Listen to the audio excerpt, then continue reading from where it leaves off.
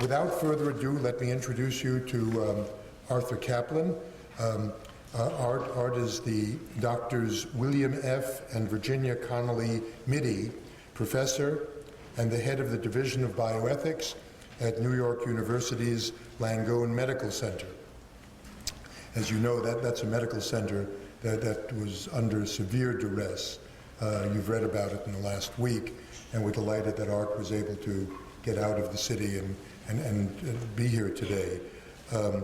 Prior to going to NYU, Art was the director of the Center for Bioethics at the University of Pennsylvania, and had previously taught at the University of Minnesota, University of Pittsburgh, and at Columbia. Art and I were exchanging memories, which is not so easy for us as we get older, but we think we first met each other in 1979 at the Hastings Center when Art came on to Hastings as a research associate. Art, as you know, is the recipient of many awards and honors, including the McGovern Medal of the American Medical Writers Association, the Franklin Award from the City of Philadelphia. In the past, he was named as one of the 50 most influential people in American healthcare by Modern Healthcare magazine, one of the 10 most influential people in the ethics of biotechnology by the editors of Nature Biotechnology, and last year as one of the 10 most influential people in science by Discover magazine. Today, Art will keynote our conference with a talk, and I think the title is behind me, Polluted Sources, Prisoners and Organ Donation. Please join me in welcoming Art Kaplan.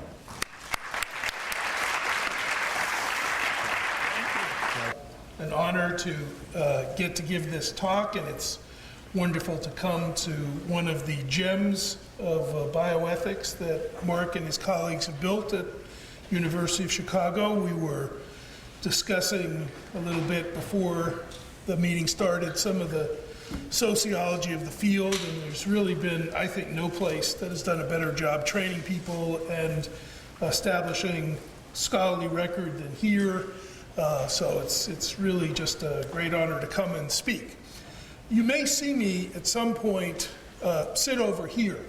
Because of the events at NYU with the flooding and everything that took place, I suffered an injury. Now, people have asked me, did you get hurt? And I hurt my leg, I sprained my ankle. Saving preemies or helping people on sleds come down 20 flights. No. I was actually thrown out of the hospital pretty fast. I was there, and as part of an evacuation priority, they got rid of the ethicist very quickly.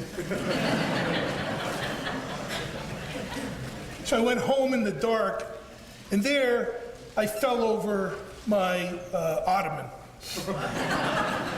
However, that's only for you to know. Back in New York City, I am claiming to have been injured in the rescue effort and glorify my behavior somewhat out of this embarrassing stupidity.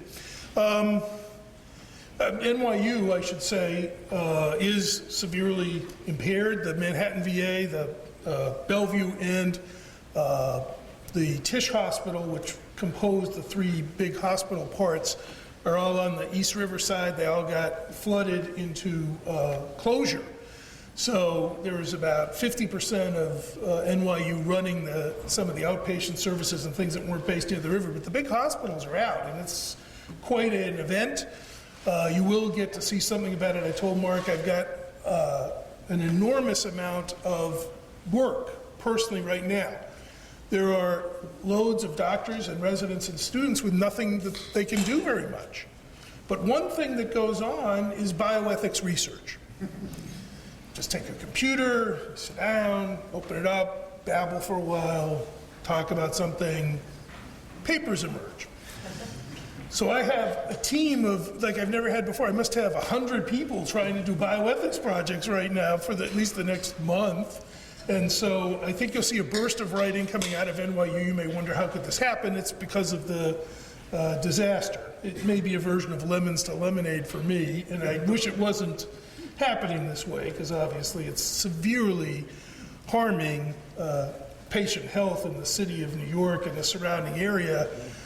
There's no place for people, for example, with drug addiction to go. The Bellevue is closed. Mental illness outpatient programs aren't there. So while people did get evacuated, a lot of the needs of chronically ill people and others that were handled, particularly in the big Bellevue City System facility, are not getting addressed. So that's a big challenge and problem.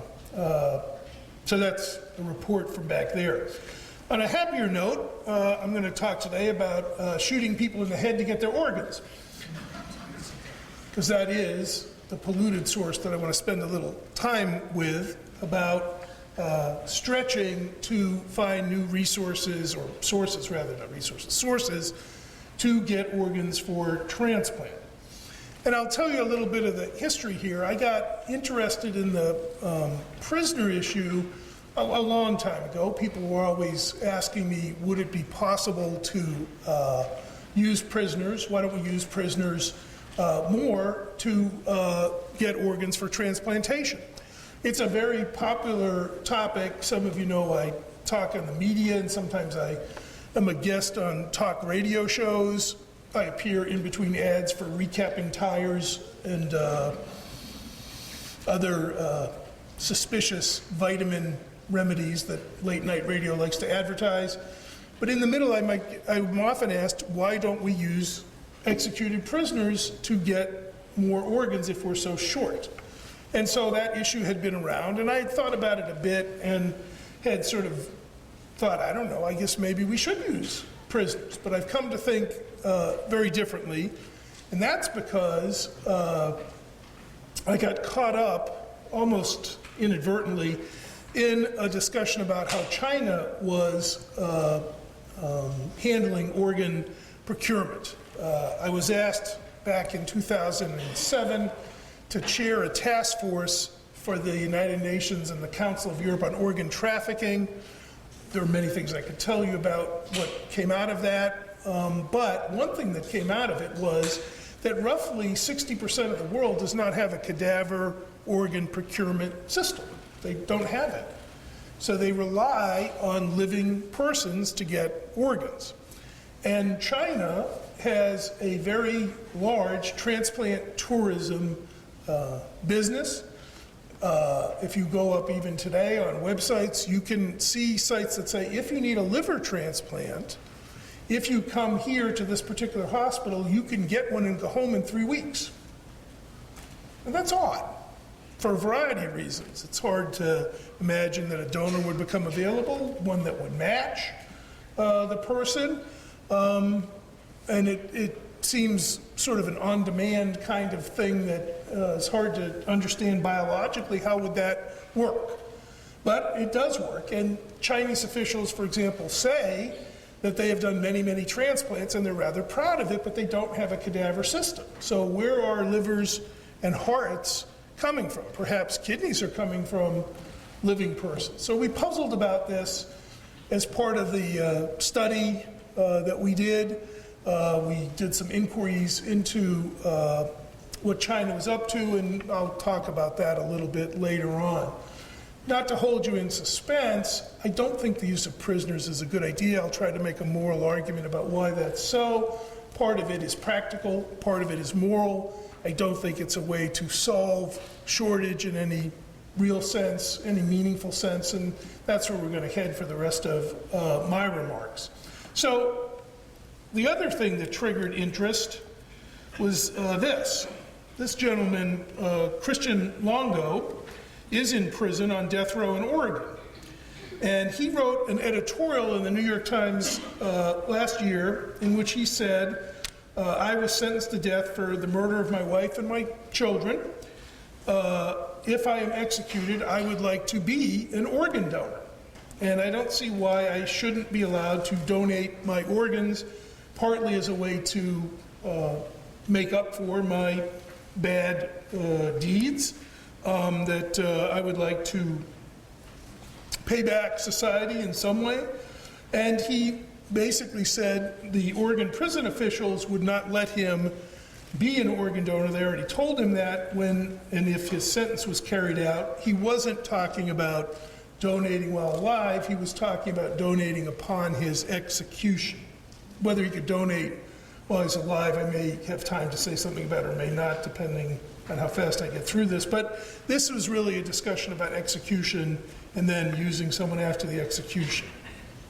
So one thing that struck me was he did say in the editorial in the New York Times that he had killed his wife and children. So I thought I would look into that a little bit. And without giving you all the gory details, he did kill them. He threw them all off a bridge from his car. He thought the family was in his way, and he killed them so he could enjoy a more uninhibited, free-spending lifestyle than his conservative Jehovah's Witness church tolerated. He ran away to Mexico and had a really good time.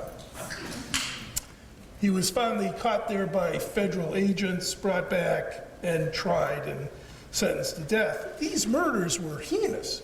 They're terrible. This guy is not a nice guy.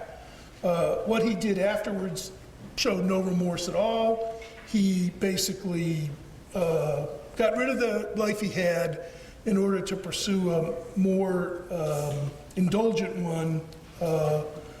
I'm not sure he couldn't have just left and gone to Mexico. I'm not sure what this was all about. But the fact is, when you're talking about prisoners on death row, I want you to understand when someone says, I want to somehow make good or pay back or redeem, you're up against some very bad crimes.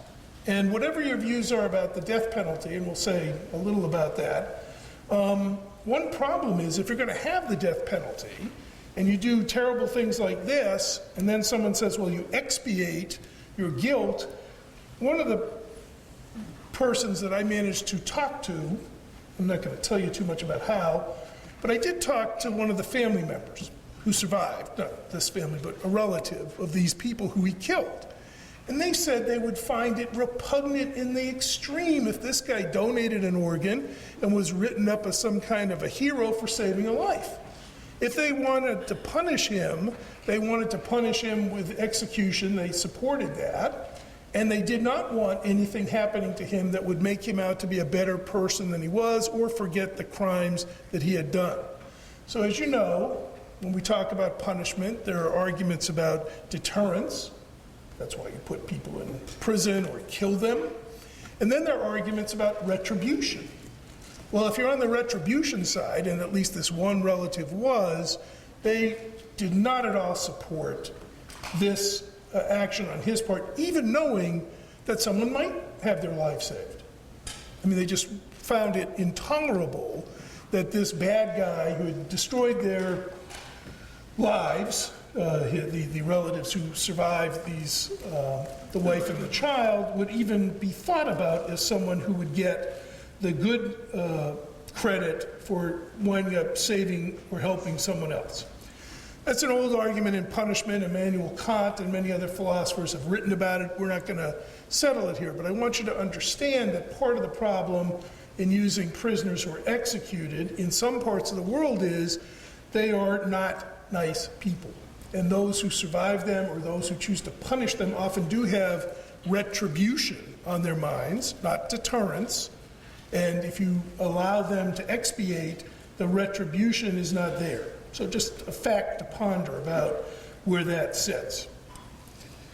Well, why would we permit prisoners like Longo to achieve any satisfaction or self-image improvement when they've committed terrible things?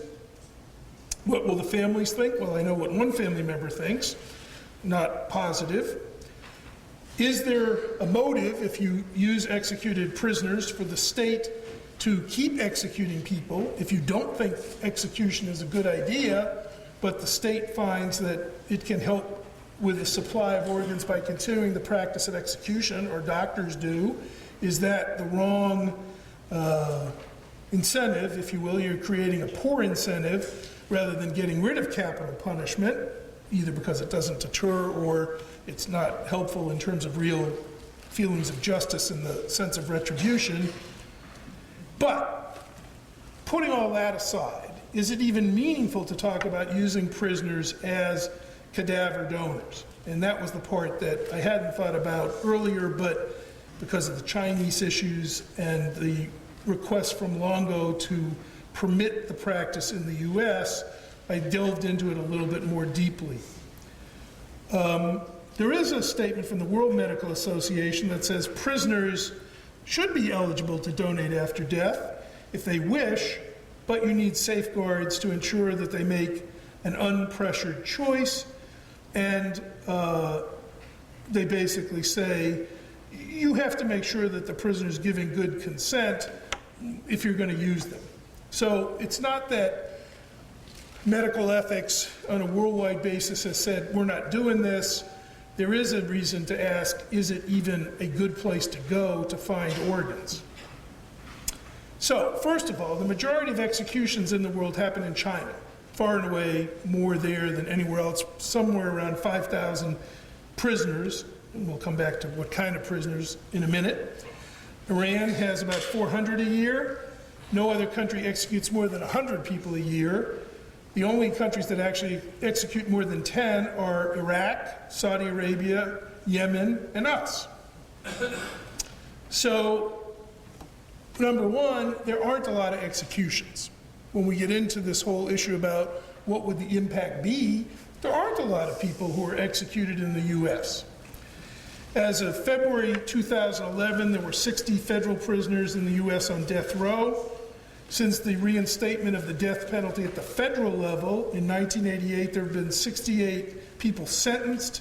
There have been 3 that actually got executed, and 6 had their sentence commuted because of subsequent genetic and DNA evidence showing that they weren't guilty. So more people have actually been exonerated from death row at the federal prison level than have been killed in federal prisons. Again, you're looking at small numbers. 34 states permit the death penalty for state jurisdiction crimes. There were 46 executions there or more, but it's been dropping rapidly.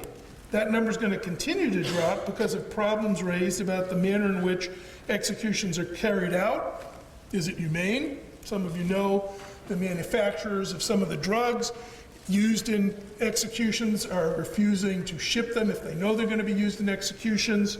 Some of the protests have come around execution about the inadequacy of the defense of some of the people at the state level who've been sentenced, not having proper representation.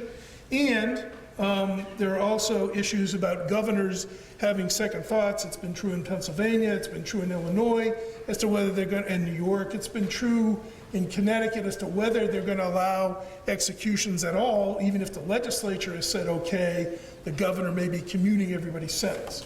So the bottom line, a key fact to understand is, if you're thinking, as many Americans do, that we have a horde of people that we're executing, and that must give us a horde of organs potentially to capture, that just isn't so. The numbers are tiny. We're not talking, I'm not saying it wouldn't be good to save one more life, but this is not a path that's going to lead us to getting a lot of organs unless you're doing a lot of executions, which is why we're going to come back to China in a minute. Most death row prisoners are not great organ donor candidates. Why? Well, I know on TV and in the movies, if you see a movie like The Longest Yard or the remake of The Longest Yard, the impression is that everybody who's in prison is in tip-top physical condition. They work out, they eat well, they are physical fitness nuts. So they're really in great shape. In reality, prisoners are not great candidates, particularly death row prisoners. For one thing, if you start appealing your sentence, you wind up getting old. And people appeal away. I think the appeals process raises the average age of prisoners well past 50 on death row. So a lot of them are up in their 60s. Secondly, they don't work out. And in fact, what they do is get communicable diseases. There's plenty of HIV, there's plenty of hepatitis, there's plenty of other nasty bugs floating around. The people in the pool of those who might be executed are often obese, diabetic, infected with various agents, and old. It isn't the place you would head if you were really looking for donors. I'm not saying you can't find any, But if you looked at the list and then shrunk it down as to who would actually be a viable candidate, it's even smaller than that list of potential candidates. It gets to be kind of tiny very fast. Then there's the problem of how you execute them. So, if you gas the prisoner, or hang the prisoner, or poison the prisoner in some way, or even execute them by firing squad, you are not treating their organs well. Now, I know we're going to have a discussion after me about some of the ins and outs of brain death pronouncement. In an execution, you spend an awful lot of time making sure the guy is dead by hanging around to make sure he's not doing anything, like 5 minutes. Nobody's there. Doctors Truog and Bernard are not there with a neurological examination of the executed prisoner. You're kind of listening to the heart, you're sort of seeing does anything appear to be going on, and it takes time, so you're going to wait a nice long time. The organs are not only damaged by the means of execution, they are damaged by the time it takes to pronounce the person dead. So again, sounds nice in the abstract, use the organs of executed prisoners. The very process of how we execute and how we pronounce death in that particular population makes it even more remote that you're going to get a viable organ post-execution. The only real way to do it is to either bring back the guillotine and move quickly, or do what the Chinese do, which is to shoot people in the head and yank organs out immediately. It's sort of what we would call an uncontrolled donation after cardiac death experience. So those are the ways that you preserve the organs. Most execution methods are not good for organ procurement. So as I said, you have to wait a long period of time to make sure they are dead. You're basically running a kind of strange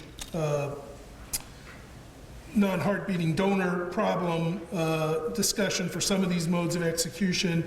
I don't think even on a good day, since executions are publicly witnessed, the events are going to take place in a prison setting, it would be very hard for American doctors, according to their own codes of ethics, to come in and yank out parts immediately after the execution and have that part televised. Televised executions would be done in some of the states, they are, and it would be macabre. So there are other disincentives. You might say, well, let's execute the guy under conditions that we would maximize the chance to get organs, but that means starting to either execute him in a hospital setting or bring the hospital setting into the guy, and that ain't gonna happen either. The AMA is on record as not being happy with capital punishment anyway. Starting to get involved at this level to procure parts as part of an execution is not gonna fly. So, bottom line of this, as much as it gets kicked around by various outlets or Christian Longo in the New York Times, the ability, practically speaking, to use prisoners who are executed as organ donors is almost nothing, and it's probably worth nobody's time to talk about it ever again. Just so you don't get a one hand on the other hand ethicist here. At least in the US and Yemen. Now, China is a little different. China does have a lot of executions. They don't have a cadaver system at all for getting organs. They do thousands of transplants, some hearts, some livers, some kidneys. The demand for organs in China is astronomical. It's a big country with a big population.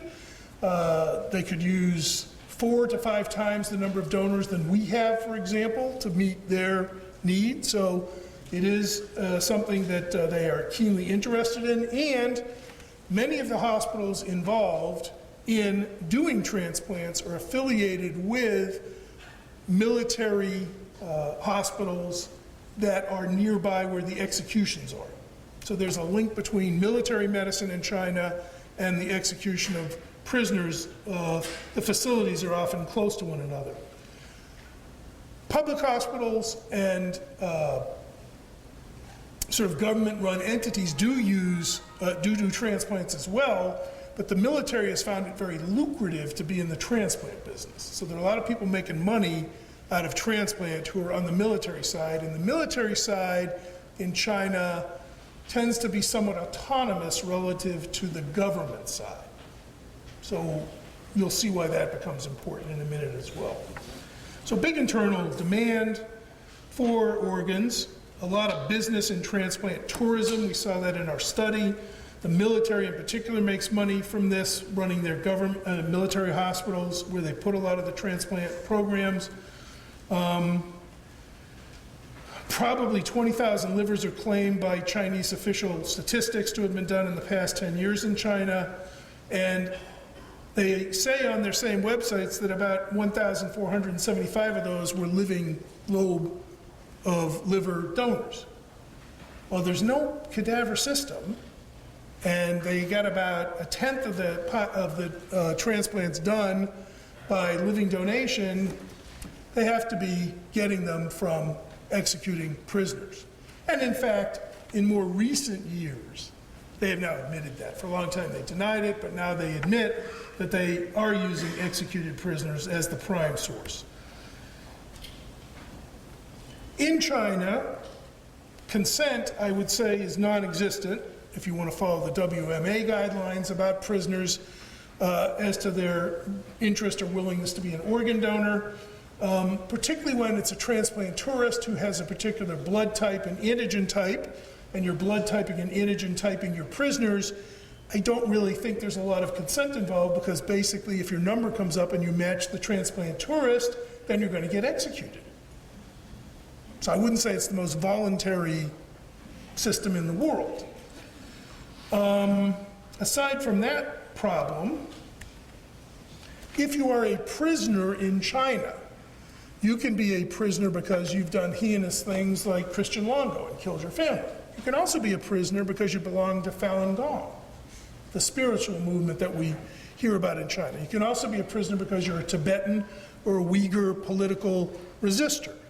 And there are reasons to think, which I talk about later if you're interested, that Falun Gong in particular and political prisoners are overrepresented in the people who are executed to get their parts, because they tend to be younger and healthier. The Falun Gong people are in pretty good shape. So they become more of interest if you're looking for organs than others might be. So I think I know from some of the work we did on the commission, the UN task force, that there is an overrepresentation of younger people in the pool, and that probably points toward an oversampling of people who didn't commit heinous crimes but are there for other reasons. So the notion of prisoner itself is rather contentious when you talk about what's going on in China.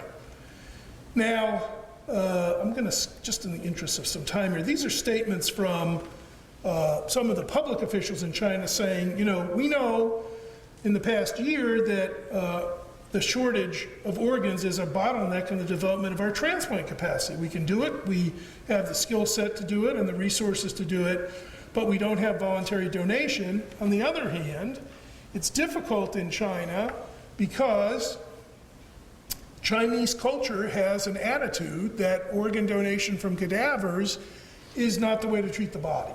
And it is something that is strongly felt by many people in China. On the other hand, it is something that was strongly felt by many people in the US 40 years ago, 50 years ago. It was something that was strongly felt by many people in Israel. It was something that was strongly felt by many people in Japan.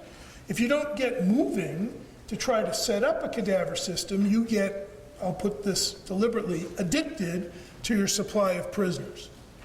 You got to start moving the culture toward an acceptance of cadaver organ procurement if you're going to get away from execution on demand to get parts. And the time, I think, is way past due for the international community to be pushing China to do this. So the health ministry says it now requires prisoners sentenced to death give consent. I'm going to say I don't believe it, as long as transplant tourism on demand is there. And they say they're also starting to get consent from the prisoner's family. There's no evidence that anybody's ever provided that anybody's talking to anybody's family. It's said by the government officials. It also says the Chinese courts will review all prisoner cases. I don't believe that either. However, there is goodwill on the part of some government officials in China to start to make the move toward cadaver procurement systems. There is not, however, movement in the military. And that's where the tension exists in sort of getting off the prisoners over to a cadaver procurement system for the whole country. And when I say many countries do not have cadaver systems, I'm talking too about places like Bangladesh. I mean, big countries with huge populations who have no capacity to get anything because they have not taken on the cultural and political challenge of trying to convince their populations to support cadaver donation. Despite the stated intent and recently, this is all within the past year, to obtain organs, move away from getting organs from execution, the medical and scientific communities in the US and elsewhere have done very little to make their moral abhorrence of this state of affairs widely known. Presentations about transplantation in China, outcomes for liver things or better solutions to preserve organs, continue to be made at international conferences. Publications about the experience with transplantation in China appear in peer-reviewed journals. Pharmaceutical companies interested in immunosuppression continue to do studies and market in China. So it's not like the world has said, gee, shooting people in the head who may not be legitimate prisoners and pulling out their parts with a fog of discussion about consent is not a morally good thing. So after getting a view of this, and I wanted to present this to you because this is an example of maybe bioethics in action when the students here go home at Thanksgiving and their relatives say to them, I don't know why you do that bioethics stuff. What the hell difference does it ever make? Here's an answer, and I'm going to be ending on this. I wrote a piece in the Lancet last year and I said we should boycott articles submitted to the Lancet and other journals about transplant. We should not publish them until such time as there's reason to believe there's a serious effort to get away from the use of executed prisoners. Some journals, you can see which ones, came on board the boycott. Others, New England Journal, JAMA, British Medical Journal, remain silent and still do. Haven't really entered into this boycott campaign. I think the case, however, is pretty open and shut that this style of getting organs in a major nation should not be accepted. I don't think we should be quiet or silent about it. And I tried to recruit bioethicists to the cause of saying let's boycott and pay attention to what's going on in China and try to highlight it as a human rights violation. And many bioethicists have responded and signed the Lancet letter and other things to try and continue to draw attention to the practice. So without going on and on here, let me wrap up by saying this. It seems to me prisoners generally in the US, there aren't enough executions. The sample of people who could be donors is exquisitely tiny, and you'd probably have to get involved in practices to procure their organs that would not bring esteem to the American medical profession. Be gross. China has relied on a system behind closed doors, sometimes in vans, of killing people on demand to get parts. There clearly is not much consent associated with that, and their whole notion of prisoner is morally suspect. They're addicted to that source. The international community and the bioethics community should do more to push them away from that particular addiction. I think there have been noises by people of goodwill out of China that they want to change, but they're not changing fast enough, and they're going to need more support from us to push military medicine in the direction that I think is the ethical way to go. So I hope I've convinced you, at least when you call into the next late night radio talk show with your idea about prisoners and cadaver donation, that that's probably not going to fly, and that we should be paying attention to what's going on in China as one of the current international bioethics problems that I think we could do something about by continuing to put heat on China to change. Thank you.